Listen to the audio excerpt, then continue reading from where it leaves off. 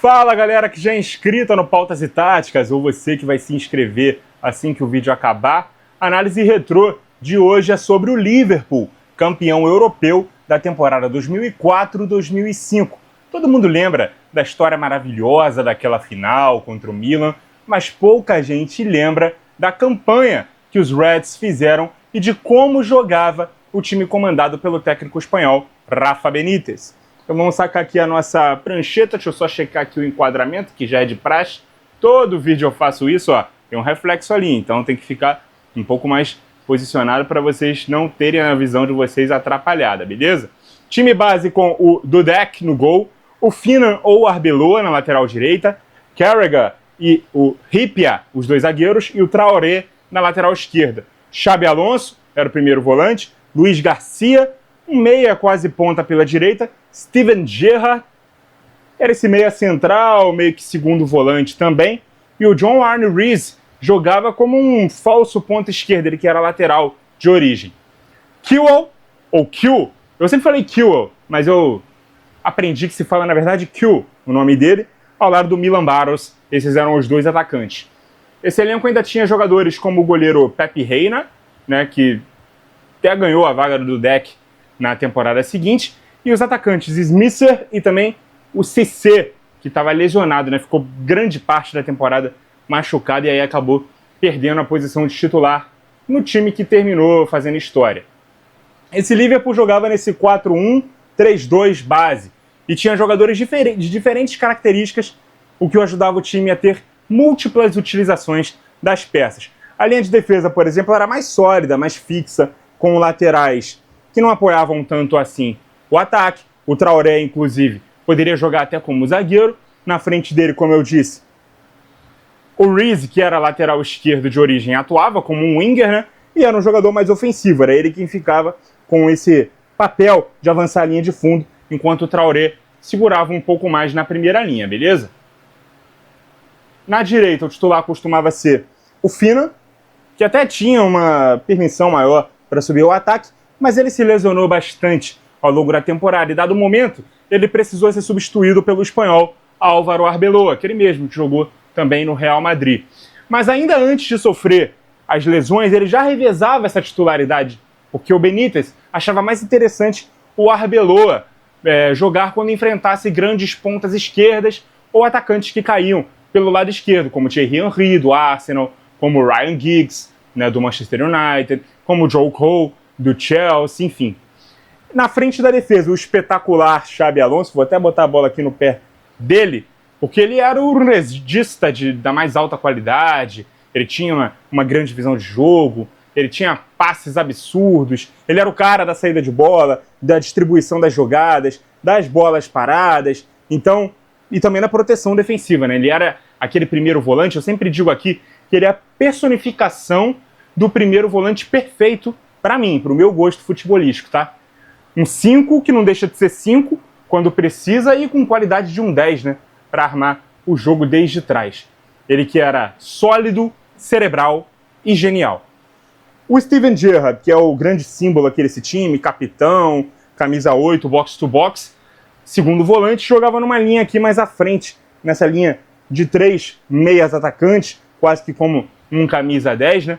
Mas a ideia do Benítez era dar mais liberdade para o Gerrard jogar mais próximo do gol adversário. Ele que tinha uma pancada de pé direito muito poderosa, ele que arriscava muitos chutes de longa e média distância, ele dava opção de passe dos dois lados, encostando onde a jogada estava, então ele tinha uma rotatividade no campo muito boa.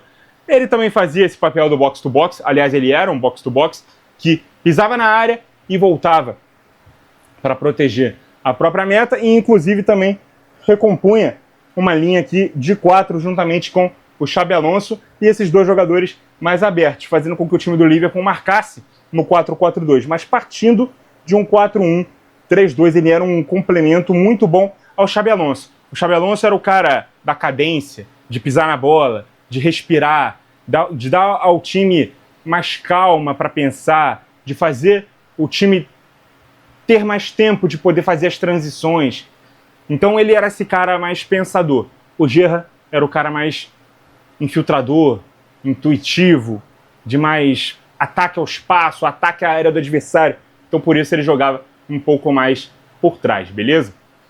O Luiz Garcia tinha chegado ao clube inicialmente para jogar na dupla de ataque em substituição ao Michael Owen, que tinha deixado o Liverpool para jogar no Real Madrid.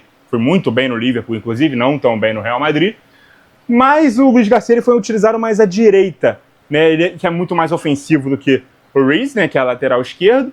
Ele era quase um ponta, também poderia ser uma espécie de meio atacante por trás do Milan Baros e ao lado do Q. Fazendo aqui esse sistema, então, variar um pouco, né? Se o Reece tinha essa liberdade maior para poder atacar o fundo, e quando o Finan jogava, ele também podia subir para o ataque, o time tinha essa variação, com o Gerrard tendo total liberdade de jogar por onde ele quisesse, e aqui o Q, juntamente do Luiz Garcia, eles poderiam funcionar ali quase que como meias armadores por trás do Barros. O Q, que é um australiano que anos atrás tinha sido escolhido o melhor jogador jovem na Premier League, atuando pelo Leeds United, era considerado o melhor jogador da história do seu país, muito habilidoso, driblador, exímio cobrador de faltas, era o grande ponto de qualidade na frente, até porque o Milan Baros não era exatamente o melhor atacante do mundo. O tcheco, em mais de 100 jogos e 3 temporadas pelo Liverpool, não chegou a marcar 30 gols, né? Foram 27. O Cissé tinha sido trazido para ser o titular em 2004, mas ele sofreu uma grave lesão, acabou ficando de fora das grandes conquistas, pelo menos como titular. Ele é campeão, tem no currículo, tem a medalha e tudo mais, mas não foi exatamente muito importante para essa equipe do Liverpool. A campanha dos Reds na Champions 2004-2005 foi a seguinte: o clube começou sua trajetória tendo que passar pelo play-off pré-fase de grupos, passou pelo Grazer da Áustria, ou Grazer, não sei exatamente qual é a pronúncia, né, mas venceu os 2 jogos, 1-0 e 2-0. Na fase de grupos, ficou em segundo na sua chave com 10 pontos. O líder foi o Mônaco, atual vice-campeão, ou então vice-campeão, né? O Liverpool venceu quando teve um mando de campo, né, por 2-0 e perdeu por 1-0 fora, isso contra o Mônaco. Contra o Olympiacos da Grécia, venceu por 3-1 em casa e perdeu por 1-0 fora. E contra o Deportivo La Coruña, vitória por 1-0 fora e empate em 0-0 em casa. Nas oitavas, passou pelo Bayer Leverkusen nos 2 jogos, vencendo ambos por 3-1. Nas quartas, 2-1 na Juve em casa, e depois o empate fora foi protocolar para a classificação. Nas semifinais, 0-0 no primeiro jogo com o Chelsea, e no segundo, vitória por 1-0, então placar agregado mínimo nesse confronto caseiro ali entre duas equipes inglesas. E na grande decisão contra o fortíssimo Milan, né, de Carlo Ancelotti, de Pirlo, de Seedorf, de Kaká, Shevchenko, Crespo, Maldini, Nesta, Dida, Cafu, enfim, estou escalando aqui quase o time inteiro do Milan, todo mundo sabe a história. O primeiro tempo terminou 3-0 para os italianos, o Liverpool empatou no segundo tempo nos primeiros 15 minutos, levou a partida para a prorrogação e depois pênalti. Pirlo, Serginho e Shevchenko desperdiçaram suas cobranças, só o Reece perdeu do lado do Liverpool e os Reds coparam, após 21 anos, sua 5ª Champions League da história. Vale lembrar que no fim daquele ano, o São Paulo, né, foi campeão mundial contra esse Liverpool, venceu por 1-0, o gol do Mineiro na final, Rogério Ceni no Catar, no ângulo, uma cobrança de falta. E em 2007, a final entre Milan e Liverpool se repetiu na Champions, e dessa vez o Milan foi o vencedor. Mas certamente, toda uma geração de torcedores do Liverpool se formou naquele 25 de maio de 2005. Muito obrigado a vocês que acompanharam o vídeo até aqui. Continuem ligados no Pautas e Táticas. E até a próxima!